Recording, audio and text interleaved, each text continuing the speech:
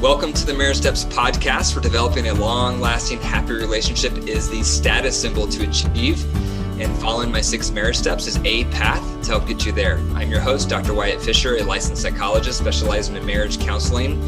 The Marriage Steps podcast is listener supported, so to help keep it on the air so couples worldwide can receive hope for their marriage, please consider becoming a monthly supporter by going to patreon.com/marriage steps. Today's a special day. We have Ryan Frederick from Fierce Marriage with us for a marriage interview. So I'm curious to pick Ryan's brain, just to hear how he views marriage, his own personal experience with marriage. So I'm sure we're in for a treat because I think he's going to have a lot to share. So we're going to just get right to it. So welcome, Ryan, to the podcast. Yeah, thanks for letting me come on here. This is a treat. I'm excited. Yeah. So if you could maybe, Ryan, just introduce yourself a little bit. What would you like for us to know about you? A little bit about your podcast, perhaps, whatever you'd like to share. Yeah. So my wife, Selena, who regrets she's not able to join today. She's taking care of the kiddos today. Well, she does that every day, but today they're doing school. We do homeschool. Anyway, we started this. It's a ministry. So it's called Fierce Marriage about 9 years ago. And so to give some context, we've been married going on 18 years now. We're in our 18th year of marriage. We got married fairly young, and we started this as just kind of a side blog thing. We just realized that in our 10th year of marriage, we had seen a lot of our friends, unfortunately. I know you talk a lot about divorce rates and things like that. Well, a lot of our friends had gotten divorced. And in some cases, in the time that we'd been married, they've gotten married and divorced 2 times.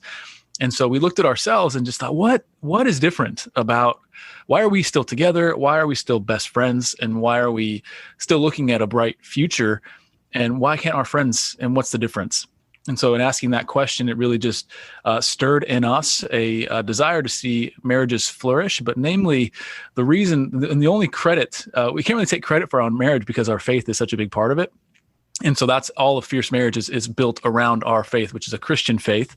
And we honestly, we just talk a lot about the gospel and what that means. And if I know some of your listeners may not know what that means, but we talk about that at length and draw lines from the hope that we have in the person and work of Jesus to how it can actually help us. So the hope we have in Jesus and the help that he provides here and now in our lives here and now. So that's kind of where I'm coming from. We've been at this marriage. I guess we have our podcast. We've been doing that for about 4 years. And I know that's probably more than you asked for, but yeah, super. It's going to be interesting to hear your perspective because the last 2 couples I interviewed, one of them had only been married for 6 months. Oh, wow.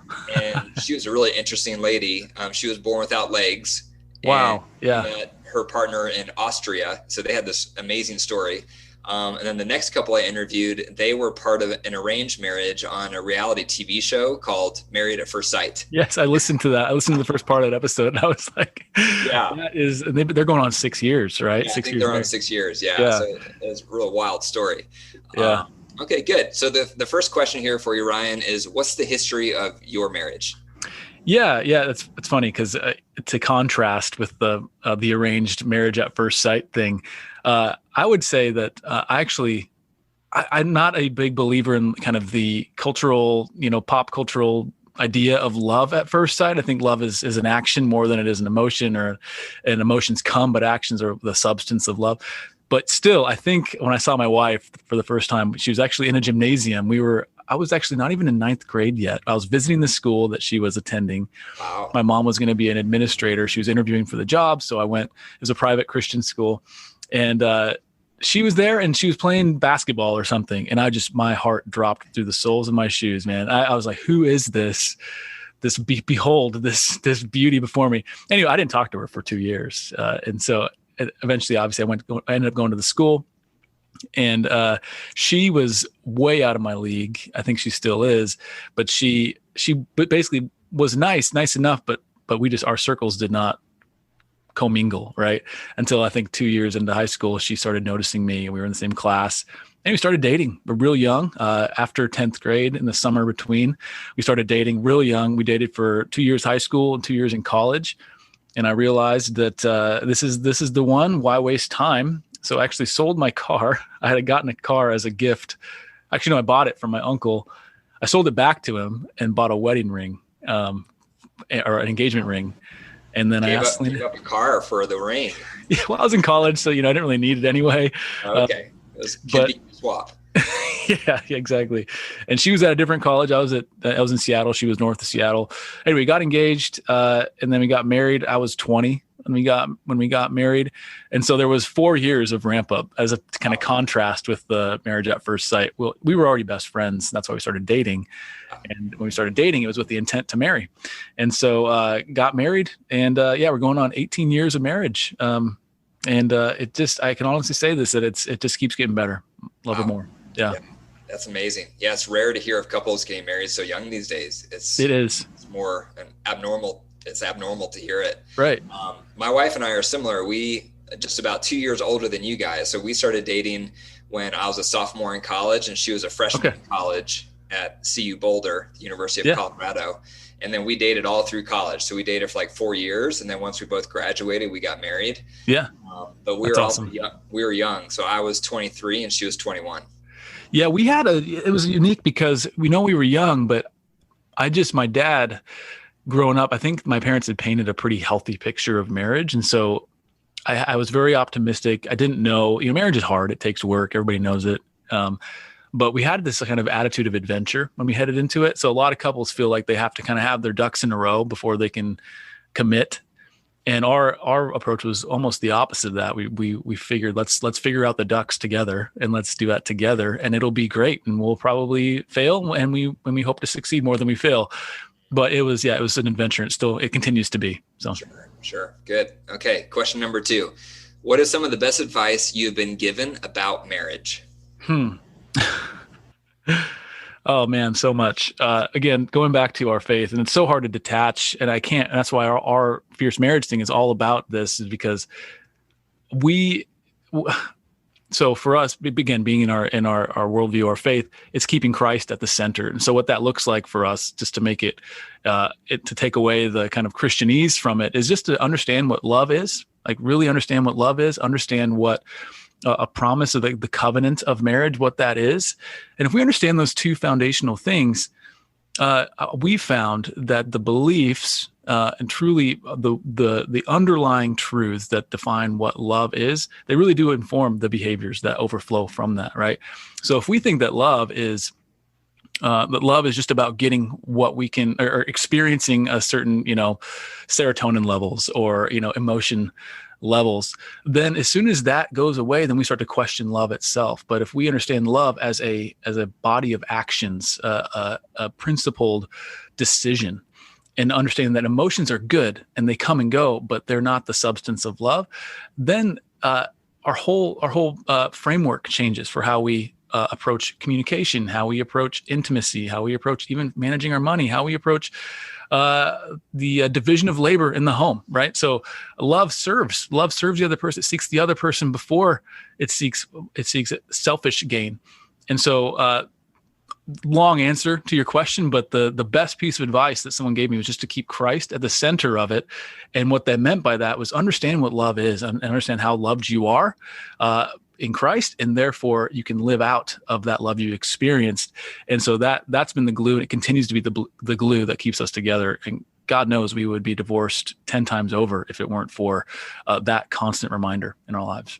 Yeah, I really love the covenant concept of marriage. One thing I talk about in my podcast and elsewhere is the contrast between a covenant and a contract marriage. Yep. Where the contract is I'm committed to you as long as I'm in love and as long as my needs are met. And the moment that doesn't happen, divorce is a viable option. And that's the majority. Marriage is out there. That's the reasons you hear for divorce. Like, I just wasn't in love anymore. Right. Being met.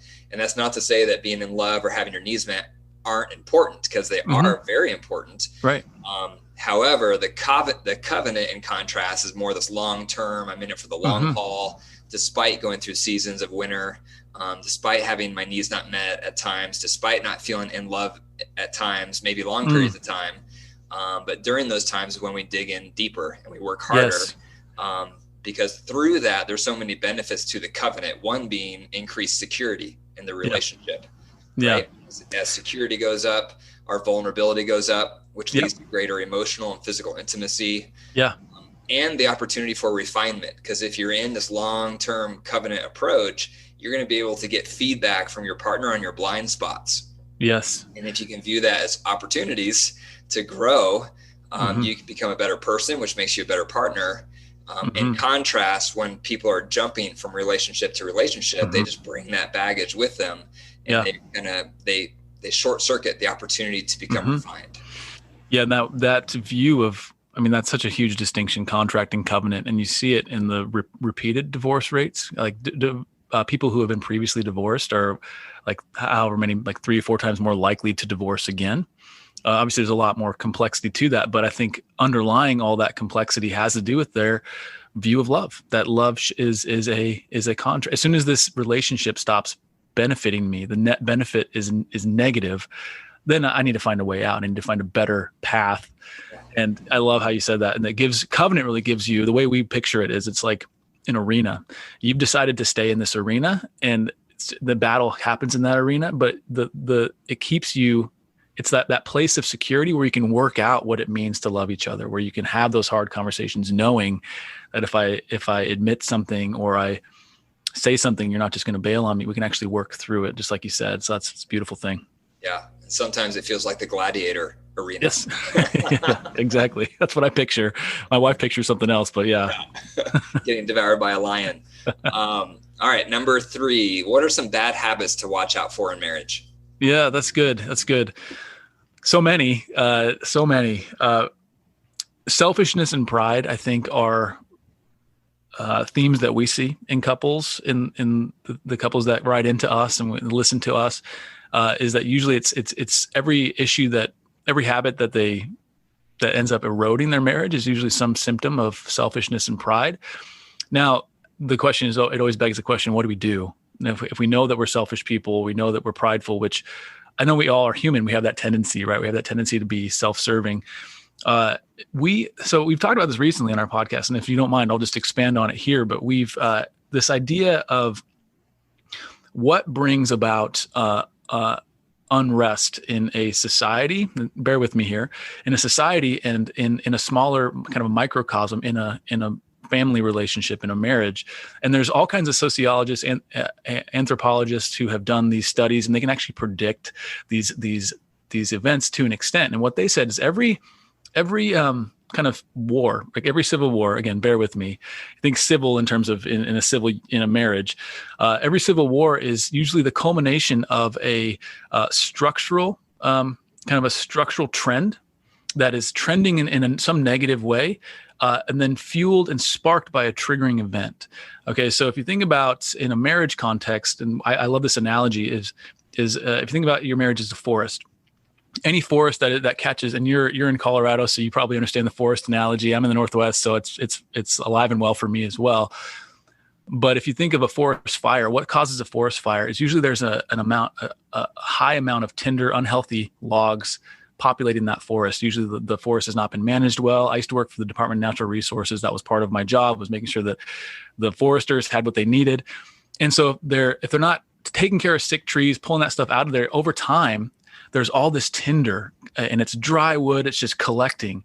And so often if they don't clean it out, it's just a matter of taking a lightning strike or a stray, spark from an engine or cigarette butt, whatever. And that's the triggering event. And all of a sudden you have this, 500,000 acres up in flames.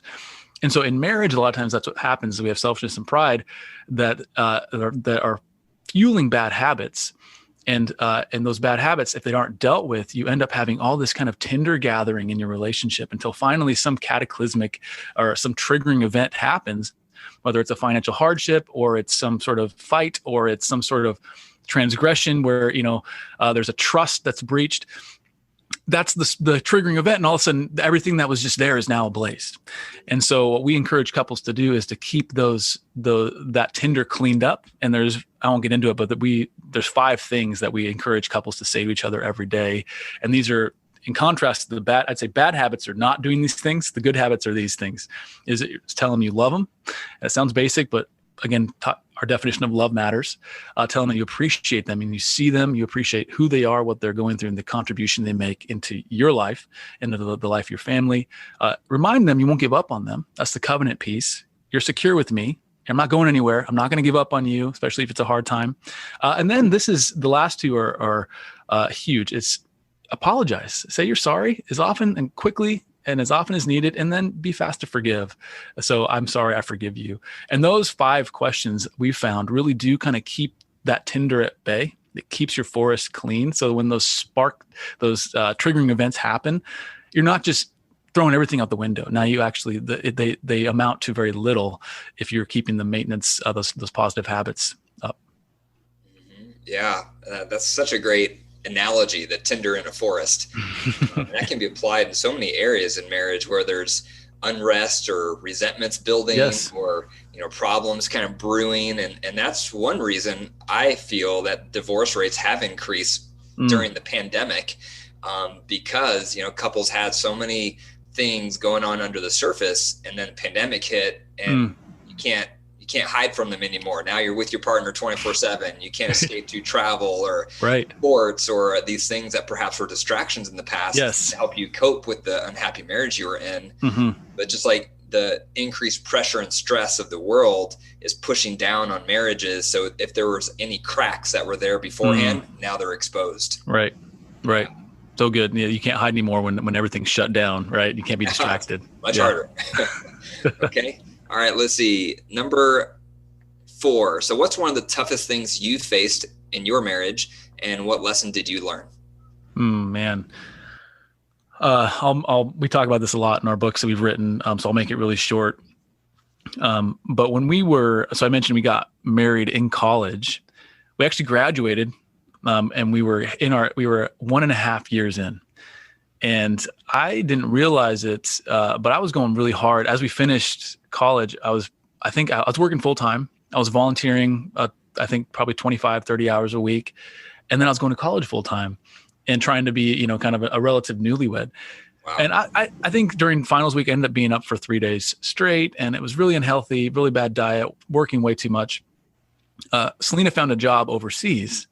I'll make this really short, but she found a job overseas in Switzerland, training horses, but also as an au pair for the Swiss family. It paid nothing, but we thought, listen, we were just out of college, we graduated, let's go over there. Well, I had gotten sick because I had been working too hard. My immune system was just tanked.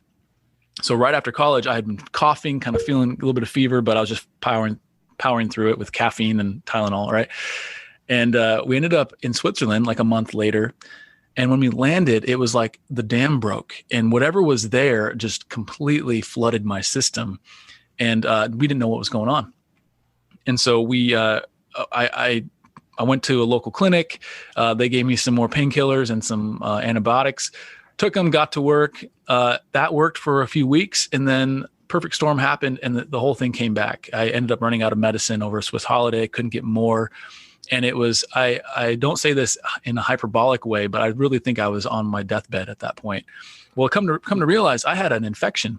I didn't realize it, but I had an infection in my heart valve because I have a congenital heart defect. And so at one point we went when they finally found out what was wrong, it took all these different doctors coming in. It was so weird because I was like 22 years old and in Switzerland, this American kid. And they said, he goes, we need to get you over to the hospital. I was in a little clinic. He said, we need to get you to the Zurich hospital. And I looked at him. I said, how much is that going to cost? And he looked at me and he goes, well, it's either that or your life. Like, choose. Anyway, long story short, ended up having heart surgery a week later, open heart surgery in Switzerland, writing letters to my wife, my brother, my dad, my best friend saying, hey, if I don't make it, like take care of my wife. Here's, it was heavy stuff, right? And you're not even 2 years married. So that was a trial. Obviously, I survived, spent 5 weeks as an inpatient in Zurich, came home. Well, I was really bitter after that, really bitter. So it had taken its physical toll, but the emotional toll, kind of the fallout, was still coming. And the anesthesia messed with my memories, my head, my emotions.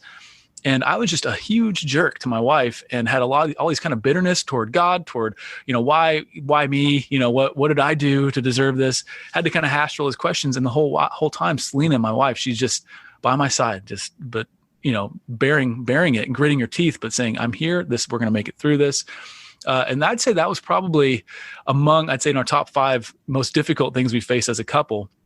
Now, thankfully, we've not had any significant struggles that were, I think, I'll say this carefully. We're not perfect, but we haven't had any big breaches of trust, and so we haven't had anything like that. But I would put this up there in terms of I think I broke her trust and I wasn't loving toward her, and she still hung out with me, and we were able to work through it. We're stronger for it. But yeah, that would have been 15 years ago now, which is crazy to think, but yeah. Wow. What lessons do you feel like you learned from that experience? Again, I go back to that definition of love. Like, here, this woman stood by me when I was just completely undeserving of her patience, of her, she was very, and selflessness in that. And she would never remind me of it, but I remind myself enough of what she's endured on my behalf. And I try to pay it forward or pay it back to her, even though, covenant would say you pay it back anyway, but there you go. Man, that sounds traumatic. Being so young. And then did you know you had a heart problem before this infection started? We had no idea. Okay. And now it's like, I have to, every time I go in for an appointment, I have to tell them, and I have to take all this, dentist appointments, everything, got to take, medicine for it. And so. Sure. So did the infection cause the heart issue, or was the heart issue already pre-existing? So I have a congenital heart defect. So one of my mitral valve is actually, it's rougher tissue than it should be. And so what had happened is bacteria was able to get in there when my immune system was compromised and started actually growing and eating away at my mitral valve. There was like a 2.5 centimeter, like a flap of bacteria basically, and infecting my whole system. So to answer your question, it was a congenital thing brought on by kind of a perfect storm of my immune system being compromised and all that kind of stuff. Yeah. That's scary. Yeah. All right. Final question. So what final pearl of wisdom would you like to share with other couples? Man. Okay. So the quick talking point is, and I mentioned it earlier, but, and I think this is so huge, to fighting fast. So being quick to apologize, fast to forgive. A lot of couples will double down when they fight. And I'm saying that that's usually not very fruitful in a marriage. So I think the quicker you can apologize, recognize your own fault in it, instead of getting defensive. But that does, and I would be remiss if I didn't at least mention it, is it always does kind of root down to your worldview and what you view about, right and wrong. What is love? Who are you? And obviously we're from a Christian worldview. Who is God? Who does he say I am? Who does he say you are? How does that inform how I view myself, how I view you? I'm not perfect. Like that's a reality we have to come to grips with. I'm not perfect. And so it's a lot easier to admit that you are. Oh, here comes the second daughter right here. Yeah, here comes your troops. Yep. It's a lot easier to admit to apologize when you realize that your default is not perfect. And I think that's a healthy thing. Sure.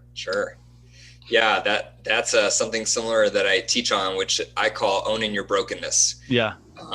And there's something specific with that I teach on called the 50% rule. So whenever you get a complaint from your partner, to try to search for the 50% give or take of truth in the complaint you're receiving.